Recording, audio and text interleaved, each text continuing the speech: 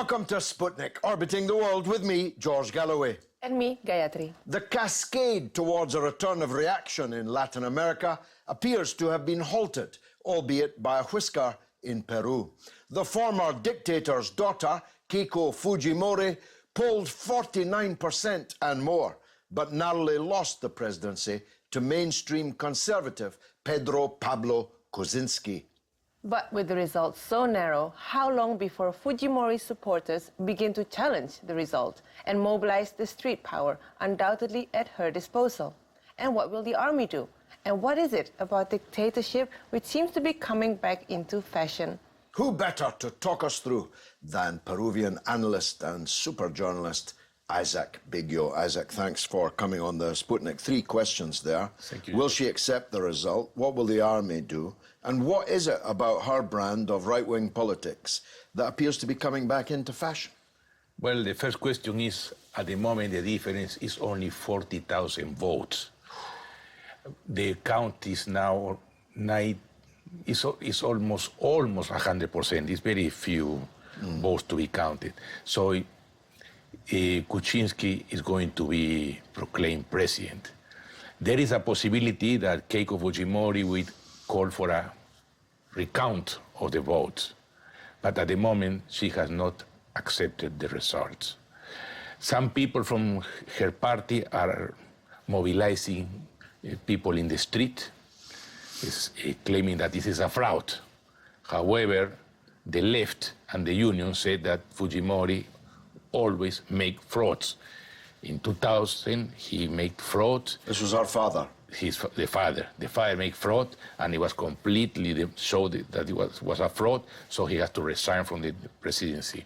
And in this time, there have been a lot of accusation that when in many villages, they changed the votes.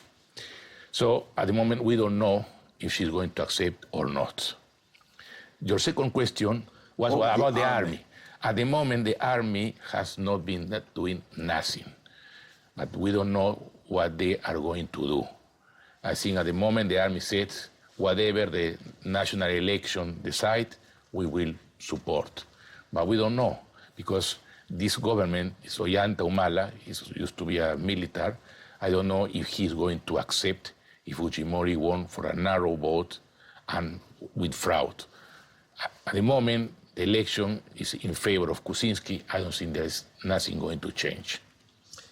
Now, thanks to your material that I have read, it seems that Fujimori, though a figure of the right, had mass support amongst the very poorest, the shanty town dwellers and the poor masses. How does that come to pass? This is very interesting because in Lima, the shanty towns that surround the center of the capital used to be the basis of the left. But now they vote for Fujimori. And the people that vote for Kuczynski was in the middle class and right wing and upper class suburbs or areas. So why they are popular? Because first, she gives money. To everybody, she gives money, she gives a lot of little things.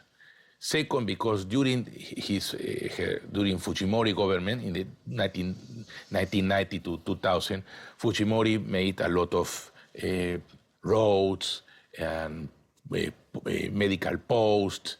And the most important thing, Fujimori defeat Shining Path, which he was accused as a terrorist threat. No? Now, Keiko Fujimori said, as my father defeated terrorism, I'm going to defeat crime. And crime is terrible.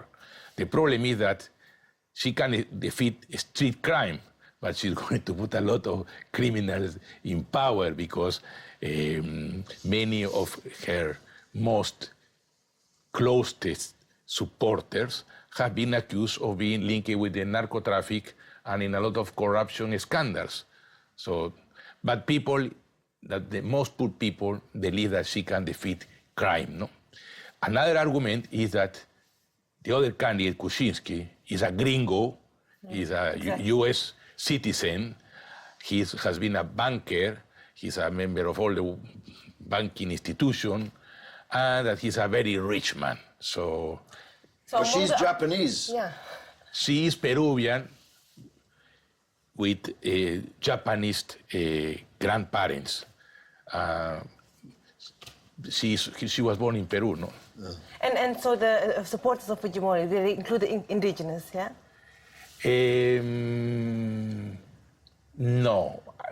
She had most of the support is amongst, yes, she has indigenous people, but most of her support are the poor people in the shanty towns and poor people in some rural areas. But she is not a candidate of the indigenous population. It seems they don't have a candidate. There's one from Japanese extract. One Japanese and one gringo. Yes. Very interesting, but in many areas like Puno, which is the Aymara region by the Titicaca Lake, there was a lot of null votes, like 10, 12, 15% of the votes. They didn't believe in any of the candidates.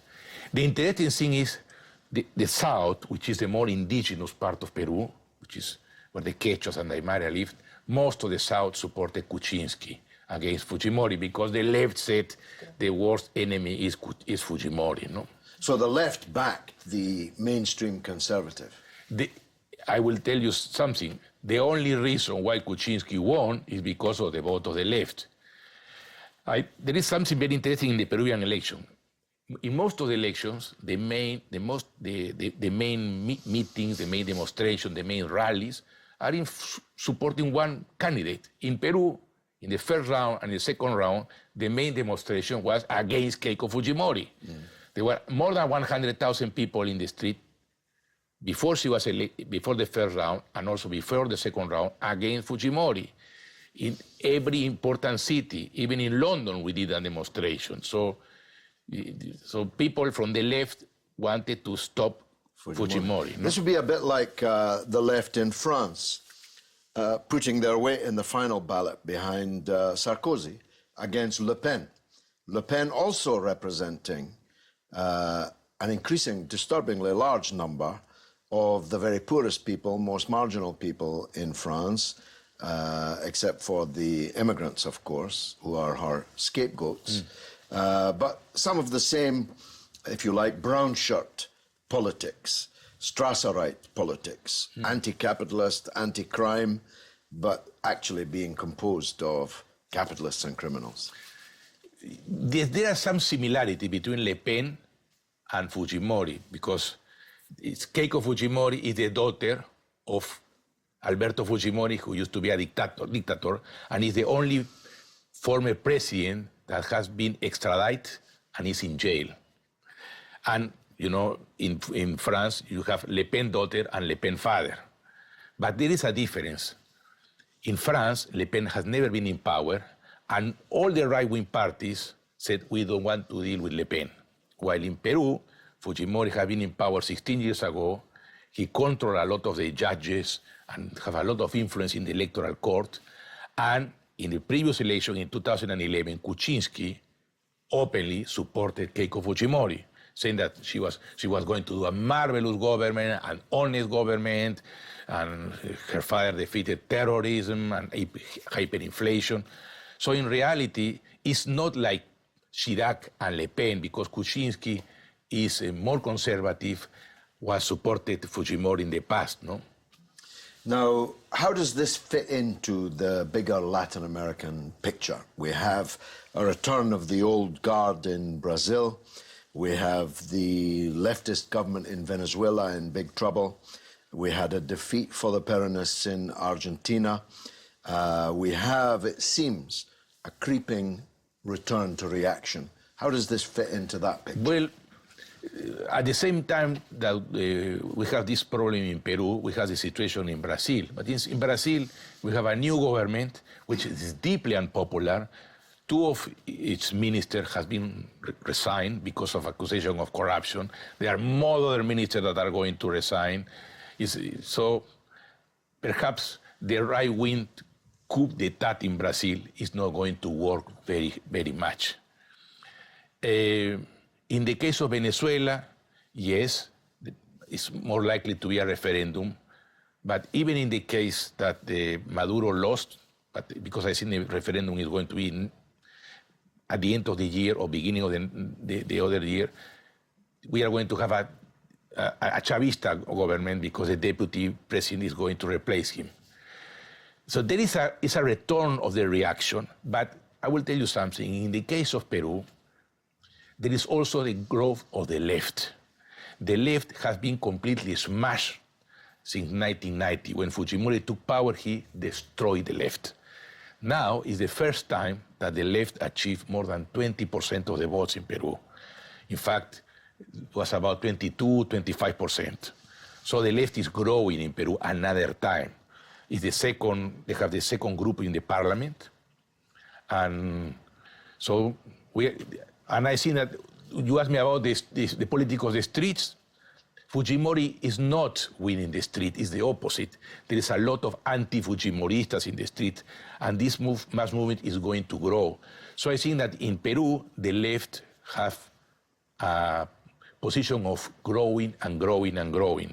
What about the ultra-left? You mentioned them earlier, the Sendero Luminosa, the Shining Path, Maoist guerrillas, Comandante Gonzalo and all of that. Are they just history now? Well, this is one of the most shameful guerrillas that I ever know, no?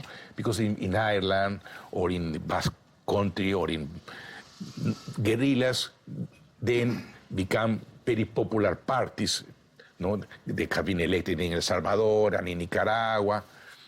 But in Peru, Shining Path, the only slogan that they have now is amnesty for Fujimori, for the paramilitary, for all the people that kill people, because we also want to have Chairman Gonzalo free. So they don't have any kind of support. They are completely isolated. They don't come to the mass demonstration against Fujimori. They have a small party which tried to become legalized, was not legalized. So they are very, very isolated. They're not in this picture at all? No, not at all. They don't have arms, they don't have a mass movement, they don't have weapons. They only have few militants going here and there. That's all. No, they are gone. Well, you know? we must have you back to keep a watching brief on Latin American events. Thank you very much, Isaac George. Bigio, thanks for joining us on the Sputnik. Coming up next, it's Lord Martin Rees, a lord, a baron, and an astrophysicist on the joys to come of a world of robots. Stay tuned.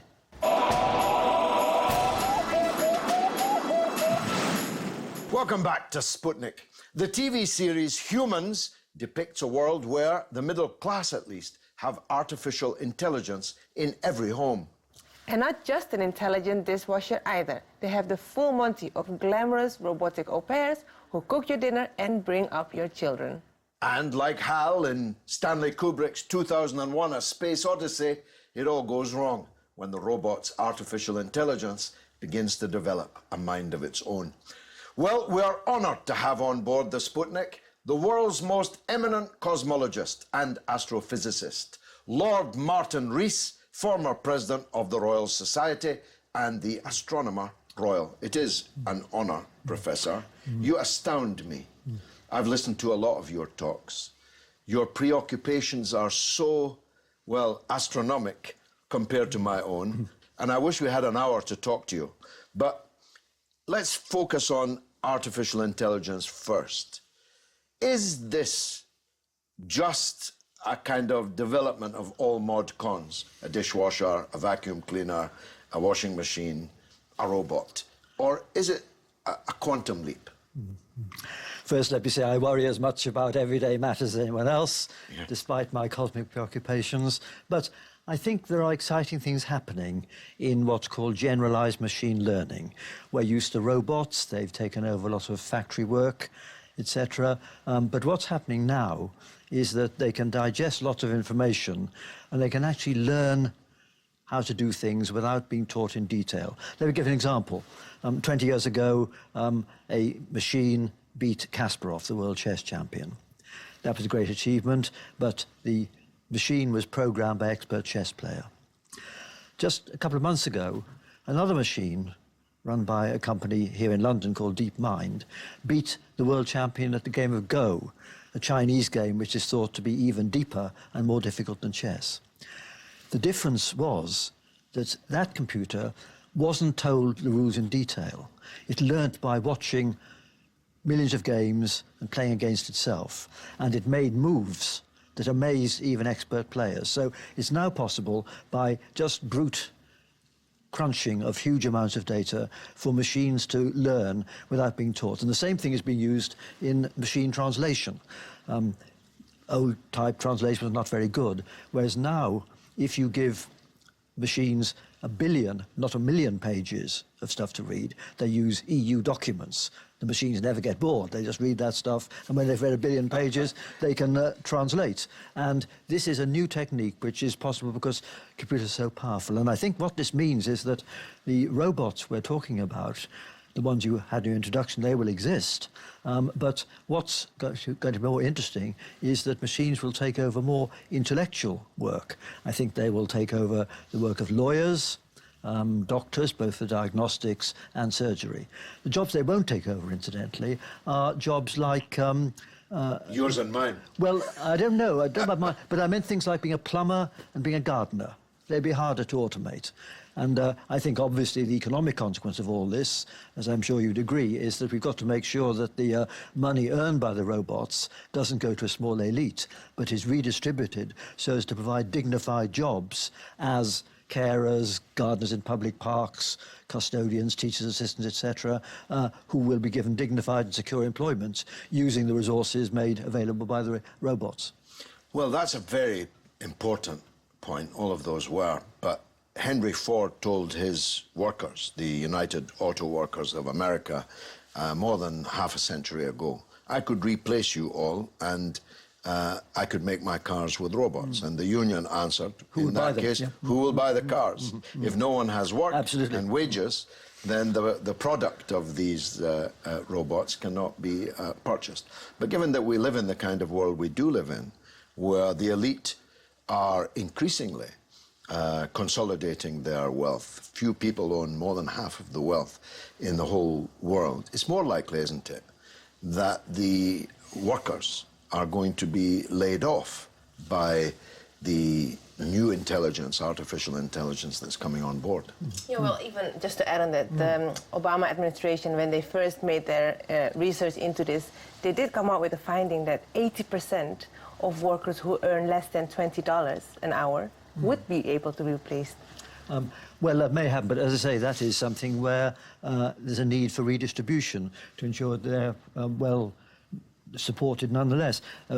John Maynard Keynes in the 1930s talked about a world where no one worked more than 15 hours a week, and that hasn't come. But if it comes, then we should perhaps welcome it.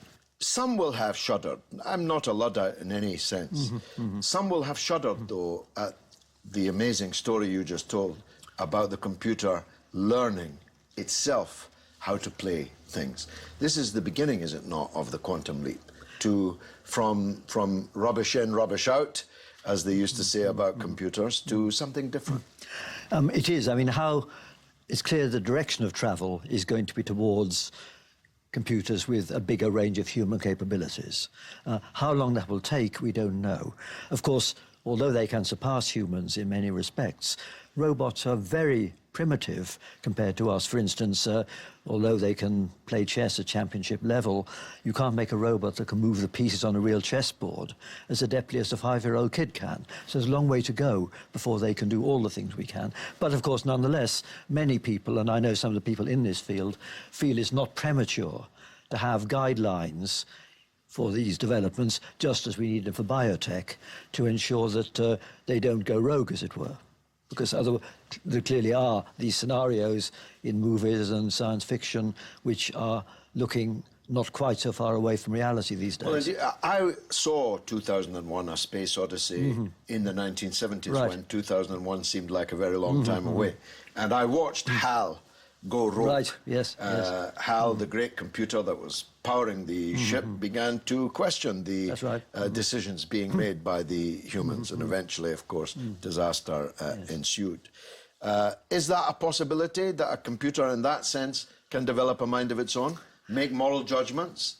Well, it's a possibility, and of course the guidelines suggest that if we are going to develop these computers, we've got to somehow ensure that they have the right sort of moral sense. And that's hard. Maybe they can learn it by looking at us, but of course the morals they'll get will depend on who they look at. That won't give them... Would depend who they were studying. Yes, but the other point is that even if you try and give them guidelines, even the robot you have in your kitchen, then they don't have common sense. To give a simple example, it's much quoted, you have your robot that's supposed to keep the fridge full up, etc., and you come home and there's no meat, then it'll put the cat in the oven.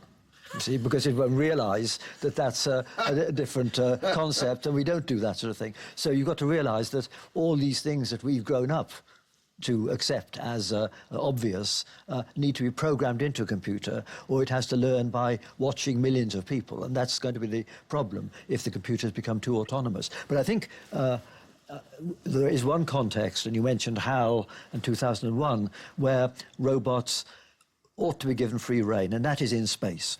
Because although manned space flight is a great achievement, the Russian cosmonauts and the Americans who landed on the moon, I think the practical case for sending people into space is getting weaker all the time as the robots get better.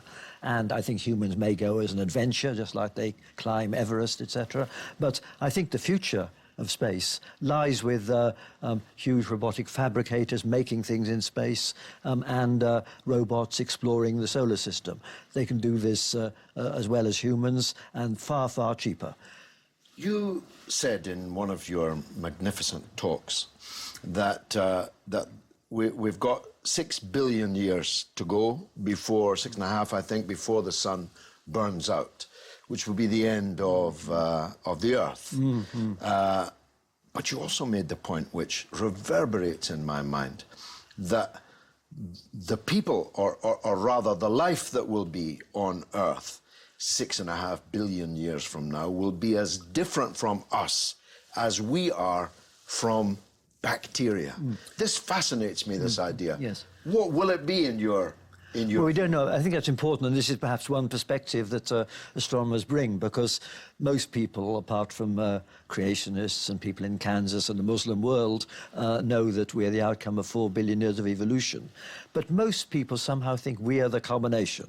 We are the end of it all. We believe in evolution, but yes. we say that God must have designed it. Well, we needn't believe that, but I think many people who are happy with naturalistic evolution still think that we humans are the end. They don't realise that, as you just implied, we're not even the halfway stage, and that there will be future evolution of post-human entities here on Earth and far beyond. And the key question, really, is whether they will be organic with the kind of wet hardware we have inside our skulls, or whether they'll be electronic. I think the latter. I think we may be quite near already the capacity which can be hardwired by the sort of wet stuff in our skulls, and therefore I think it will be the machines that take over, and they will have, as you said, billions of years ahead of them.